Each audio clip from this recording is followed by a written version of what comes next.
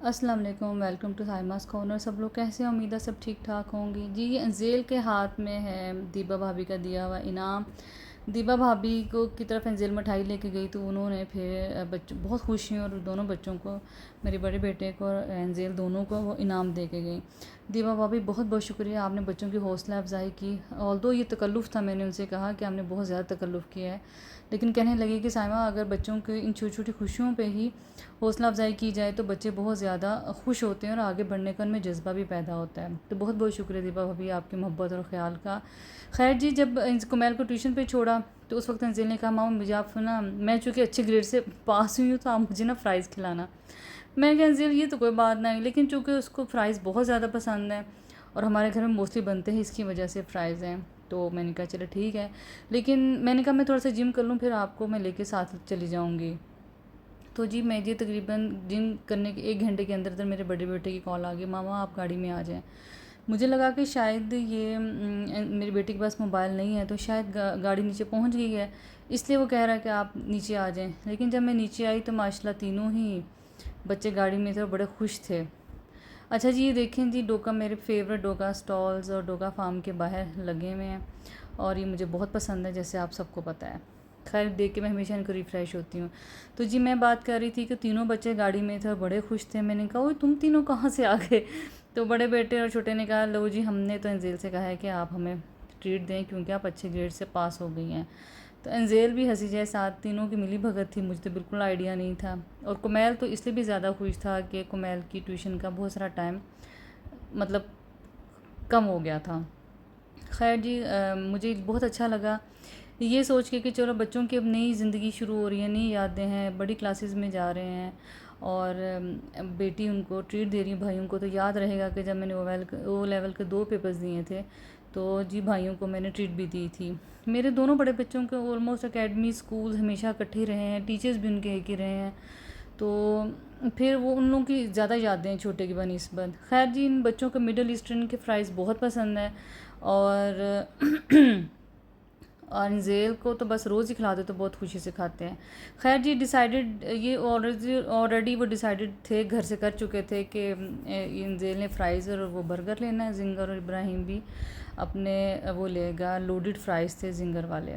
तो कुमैल ने कहा कि आप मुझे कुछ ना दिलाएं क्योंकि मैं जो हूँ वो मैं कुमैल ऑलरेडी डिसाइड कर चुका था कि मैंने बस तवा आइसक्रीम ही खानी है।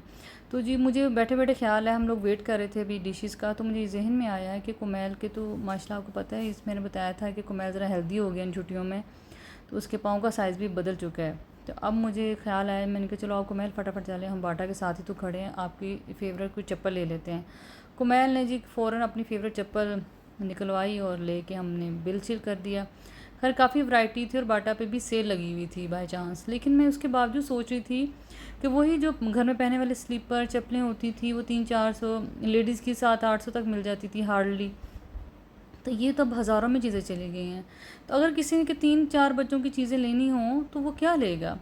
खैर जी, बच्चों के फ़्राइज़ वगैरह आ गए और बर्गर आ गए, हम लोग लेके वापसी के लिए आ गए।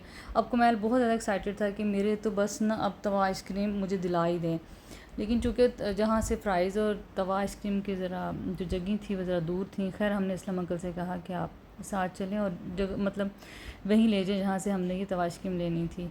तो हमारे बचपन में जी बहुत थोड़ी सी आइसक्रीम शायद आपको याद हो, जो मेरी मिडिल एज के लोग हैं, टूटी फ्रूटी होते थे, मैंगो होते थे, कुल्फ़ा होता था या आइस लॉलीज़, यही थी। वॉल्स की आइसक्रीम भी बहुत बहुत बाद में आई थी जब हम स्कूल कॉलेज की तरफ चले गए थे, तो इतनी कम चीज़ें होती थी और अब तो वैरायटी बहुत ज़्यादा, और स्पेशली जब से ये तवा आइसक्रीम आई है तो बच्चों को तो तवा आइसक्रीम के अलावा कोई चीज़ अच्छी लगती ही नहीं है। खैर कुमैल आइसक्रीम लेने चला गया असलम अंकल के साथ, और मैं ये आपको दरख्त दिखा रही हूँ, कितना पुराना दरख्त है। मेरी शादी को माशाल्लाह कितने साल हो गए हैं, बड़ा बेटा A लेवल में चला गया, बेटी भी माशाल्लाह O लेवल कर रही है। तो मैं सोच रही थी ये दरख्त वैसे के वैसे ही हैं, तो कितनी पुरानी हिस्ट्री होगी उनकी। और मेरे से बहुत आने जो लोग बहुत सारे गुजर चुके होंगे उन्होंने भी देखा होगा, और मेरे बाद भी आने वाले मेरी औलाद के अलावा बहुत से लोग इन दरख्तों को देखेंगे और अपनी एक तारीख छोड़ के जाएंगे।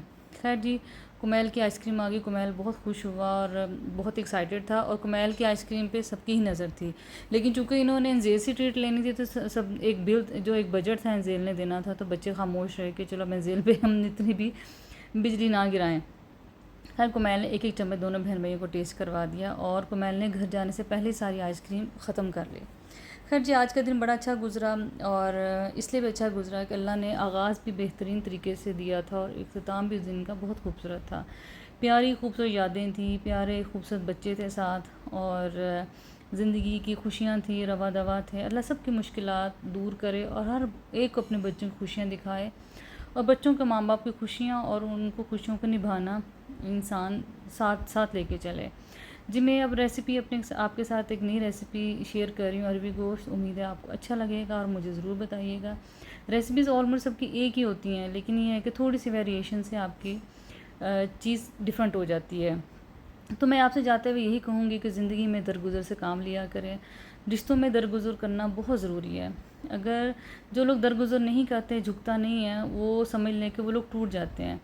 तो मेरे एक मामू कहा करते थे कि बेटा, जिस दरख्त को फल लगता है झुकता वही है, और जो बग़ैर समझें कि फल के दरख्त होते वो नहीं झुकते, और ऐसे सिर्फ़ ऐसे दरख्तों की कोई वैल्यूज़ भी नहीं होती। तो मुझे उम्मीद है अगर मेरी कोई अच्छी बात आपको अच्छी लग जाए, आप उसे सीख लें, तो मेरे लिए भी आसानियाँ होंगी, आपके लिए भी आसानियाँ होंगी। हाँ जी, जो मैं आपके साथ आज नई रेसिपी शेयर कर रही हूँ है अरबी गोश्त। अरबी को मैंने ये आटा लगा के, गंदम का आटा नहीं होता, वो लगा के इसको रख लिया है। आधा पौना घंटा मैं लगाऊंगी, इससे उसकी लेस भी ख़त्म हो जाएगी, और जब इसको धोएंगे तो वो हाथों पर से जो एक होती है ना इचिंग सी होती है, वो भी नहीं होगी। और इसके अलावा मुझे चाहिए मटन। आप कोई भी गोश्त ले सकते हैं जो आपको चाहिए होगा। और मुझे चाहिए 2 मीडियम टू लार्ज साइज़ के प्याज। इनको मैं प्याज में गोल्डन करके निकाल लूँगी। इसके अलावा मैंने लिए हैं 3 अदद टमाटर, और कुछ हरी मिर्चें मुझे चाहिए होंगी। हाँ जी, मैंने कुछ गरम मसाला भी लिया, जिसमें मैंने लिया है ज़ीरा और दालचीनी की स्टिक ली है मैंने। इसके अलावा बड़ी एक इलायची ली है, कुछ मैंने लिए हैं काली साबुत मिर्ची, और कुछ मैंने लौंग लिए हैं 4-5। इसके अलावा मुझे चाहिए जो सूखे मसाला जात में से वो हैं, मैंने काली मिर्ची पिसी ली हुई हैं, पिसी हुई ली हैं आप तकरीबन आधा टीस्पून भर के ले लीजिएगा। इसके अलावा लहसुन अदरक का पेस्ट 1 टेबल स्पून, और मुझे चाहिए ये जो सॉल्ट है अकॉर्डिंग टू योर टेस्ट, लाल मिर्चें, सूखा धनिया, हल्दी, और इसके अलावा मुझे चाहिए दही मैं लूँगी, और हरा धनिया और गरम मसाला गार्निशिंग के लिए। कुकर में मैंने कप ले लिया ऑयल का। अब इसमें मैं प्याज डाल दूँगी, और प्याज जैसे गोल्डन होगा मैं इसको निकाल लूँगी।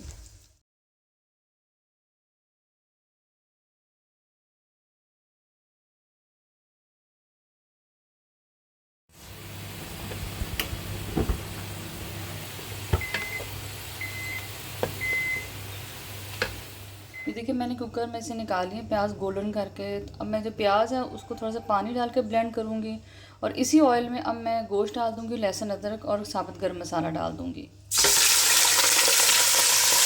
मैंने गोश्त भी डाल दिया इसमें, लहसुन अदरक का पेस्ट भी डाल दिया मैंने इसमें,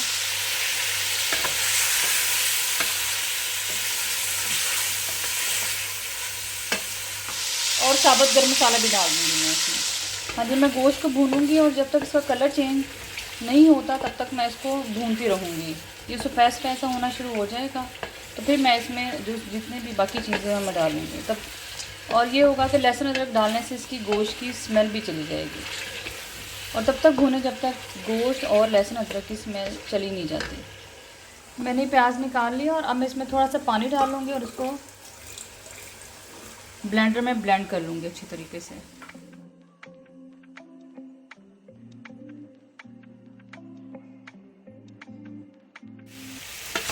हाँ जी, ये देखिए इसकी गोश्त की बनाई हो चुकी है, और उसका कलर भी चेंज हो चुका है। अब मैं इसमें डालूँगी टमाटर। टमाटर मैंने 3 लिए थे मीडियम साइज़ के, और मैंने इनके छिलके उतार के गोल गोल मैंने काट लिए हैं। गोल गोल काटने से ये होता है कि ये ज़रा जल्दी गल जाते हैं। और साथ ही इसमें मैं थोड़ा सा इसको मिक्स करके इसमें जितने भी सूखे मसाले वो डाल दूँगी। ये देखिए टमाटर थोड़ा सा नरम होने शुरू हो गए, तो अब मैं इसमें 1 टीस्पून इसमें ही अपने हिसाब से आप इसमें सॉल्ट डाल दें। अब क्योंकि सॉल्ट में अल्लाह की तरफ से कुदरत की ज़ाबियत होती है, तो ये जैसे ही मैं इसमें डालना है तो अब ये टमाटरों को और गला देगा। और एक मैं थोड़ा सा इसमें 1 छिंटा पानी का भी डालूँगी ताकि जो है वो नीचे ना लगे टमाटर। हाँ जी, देखिए टमाटर काफ़ी ज़्यादा बुनाई हो चुकी है। तो अब मैं इसमें लाल मिर्ची पीसी भी डालूँगी, 1.5 टीस्पून में डाली क्योंकि मेरी जो मिर्चें इस दफ़ा ज़रा हल्की आई हैं। और 1/2 टीस्पून मैं इसमें हल्दी डाली है। और 1 टेबलस्पून भर के मैं इसमें सूखा धनिया डालूँगी क्योंकि सूखा धनिया शोरबे में बहुत अच्छा लगता है। और आपको मसाला कहीं से लग रहा है तो हल्का सा पानी ऐड कर लें। ये देखो माशाल्लाह मसाला काफ़ी हद तक भुन गया है, बस थोड़ा सा इसमें और भूनूंगी और बाकी सब इसमें चीज़ें डालूंगी। और जो अरबी है, अरबी भी काफ़ी देर हो गई मुझे आटा लगा के रखे हुए, तो अब मैं इसको भी धो लूँगी। अक्सर लोगों को इचिंग होती है और ये नेचुरल अल्लाह की तरफ से शायद अरबी में ये चीज़ रखी गई है कि जैसे ही इसको हम क्या कहते हैं उसको हाथ लगाते हैं, यूँ यूँ रब करते तो हमारे साथ ही हाथों में इचिंग स्टार्ट हो जाती है। तो इसके लिए यही आप दही मल के रख दें। आप आटा स्पेशली बहुत से लोग मल के रखते हैं, मैं भी हमेशा आटा मल के ही रख देती हूँ। उससे ये होता है कि ये फिर इचिंग ऐसे नहीं होती, जलते नहीं हैं हाथ। और आपके फिर भी अगर हाथ जलें तो आप बाद में थोड़ी सी चीनी लेके वो हाथ उससे धो लें आप, यानी चीनी थोड़ी सी ले लें, 1 टीस्पून, उसको अच्छी तरह हाथ में मलते रहें और फिर हाथ धो लें। अरबी देखिए मैंने पानी में भिगो दी है थोड़ी सी। अब लेस तो इसको मैं फ्राई करूँगी और वो दिखाऊँगी कि मैं फ़्राई कैसे करती हूँ। बाकी ये कि धुल जाएगी और इसे हाथों में मेरे जलन भी नहीं हो रही। तो आप भी इसी रेसिपी से करें तो इंशाल्लाह आपके अरबी गोश्त अच्छे बनेंगे, साथ ही अरबी भी आपके हाथों को डिस्टर्ब नहीं करेगी। तो देखिए मैंने अरबी धो ली है और जो थोड़े से मोटे पीस हैं इसको मैं, जैसे ये एक मोटा पीस है तो इसको मैं दरमियान में 2 कर लूँगी क्योंकि मैंने इसको गोश्त के साथ ही गलाना है, तो लिहाजा फिर ज़रा टाइम ज़्यादा लगेगा। तो ये जब गोश्त के साथ गलेगी तो ये ना वो ज़्यादा बारीक कर दें तो वो आपका जो है अरबी बिल्कुल ही घुल जाए गोश्त में। ये देखिए जैसे जैसे गोश्त की बुनाई हो रही है मैं साथ ही अब अरबी भी फ्राई कर लूँगी। मैं जो अरबी बनाती हूँ मैं थोड़ी सी अरबी फ्राई कर लेती हूँ। अब मैं थोड़ा सा पैन में ऑयल डालूँगी, साथ ही मैं इसमें बस 2-3 टेबलस्पून आप इसमें ऑयल डाल दें। इसमें साथ ही मैं अरबी डाल दूँगी और अरबी के साथ मैं इसमें थोड़ी सी दही डालूँगी। ये देखिए मैंने इसमें अरबी डाल दी और मैं थोड़ा सा इसमें दही भी डालूँगी। दही से एक तो अरबी में एक स्पेशल थोड़ी सी खटास पैदा होगी, दूसरा इसकी लेस भी ख़त्म हो जाएगी। और जो आप दही डाल के इसकी थोड़ी सी भुनाई करेंगे, हल्का सा मैं इसको गोल्डन करूँगी, तो आप ये देखिएगा कि इसमें अरबी का जो टेस्ट होगा वो बहुत डिफरेंट और ज़बरदस्त होगा। मैं अब इसमें थोड़ा सा दही डालूँगी। मैं इसमें तकरीबन 3 से 4 टेबलस्पून इसमें मैं दही डाल दूँगी। आप इस तरीके से अरबी बनाइएगा तो आपको पता चलेगा कि वाकई आज आपने अरबी एक और अलग तरीके से बनाई है। बस आप इसको इसका पानी खुश्क होने दें और हल्का सा गोल्डन होने दें अरबी को, फिर मैं इसको गोश्त में डालूँगी।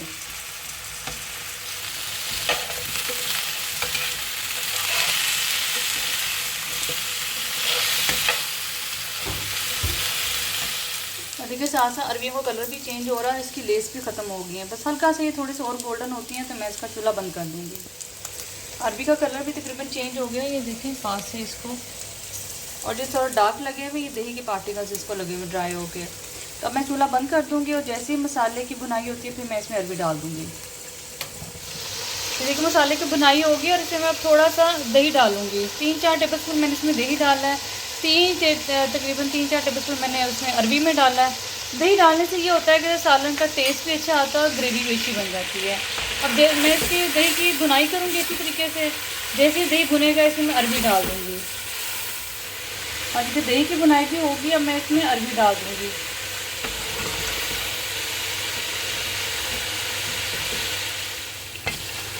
बस इसको थोड़ा सा भूनूंगी कि ऑलरेडी जो अरबी वो तो फ्राइड है, बस मसाला थोड़ा सा भूनूंगी ताकि आपस में रच बच जाए। उसके बाद इसमें मैं प्याज डालूंगी जो मैंने पानी में ब्लेंड करके रखा हुआ है।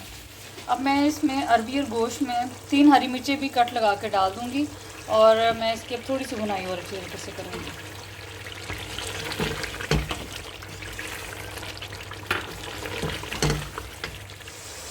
माशाल्लाह इतनी प्यारी शक्ल है इसकी, मेरा दिल चाह रहा है ऐसे ही कच्चा खा लें। कैमरे में ज़ाहिर बात है वो क्लियर चीज़ें नज़र नहीं आती, लेकिन माशाल्लाह बेहतरीन बनाई हो चुकी है, टेस्ट भी आ रहा है इसका। अब मैं इसमें जो प्याज मैंने ब्लेंड किया हुआ था वो डाल दूँगी।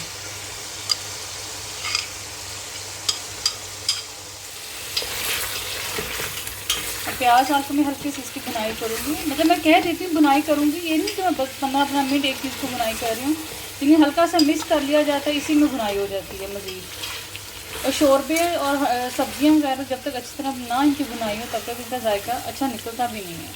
हाँ जी, बिल्कुल बुनाई हो चुकी है अरवी गोश्त की तरह। अब मैं इसमें पानी लगा दूँगी जितना चाहिए। आप एक दो अपने स्पाइसेस चेक कर लें, अगर आपको यहाँ स्टेज पे कम लगे तो आप इसमें स्पाइसेस और ऐड कर सकते हैं, क्योंकि बाद में फिर आप डालेंगे तो फिर मसाले कच्चे रह जाएंगे।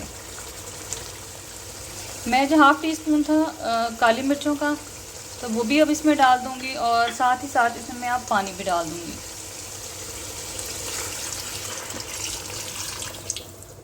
ये देखिए मैंने पानी लगा दिया कुकर में, और अब अपने हिसाब से आप गोश्त गला लें। कम से कम गोश्त जो मटन का 15 से 18 मिनट लगते हैं करते हुए।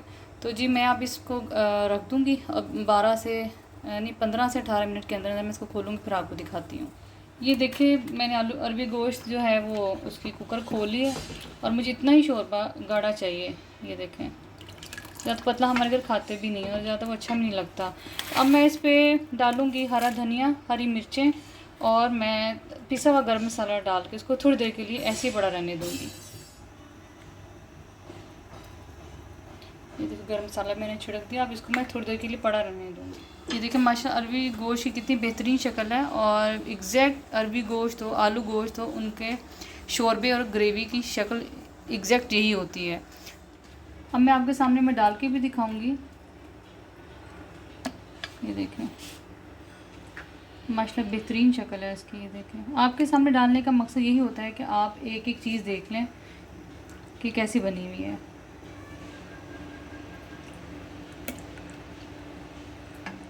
ये जी माशाल्लाह अरबी गोश्त बिल्कुल तैयार हो चुका है, और अब आप मुझे उम्मीद है आज की रेसिपी भी आपको आसान लगी होगी और अच्छी भी लगी होगी। तो बनाइएगा और मुझे फ़ीडबैक दीजिएगा, और इंशाल्लाह मिलते हैं नेक्स्ट रेसिपी में।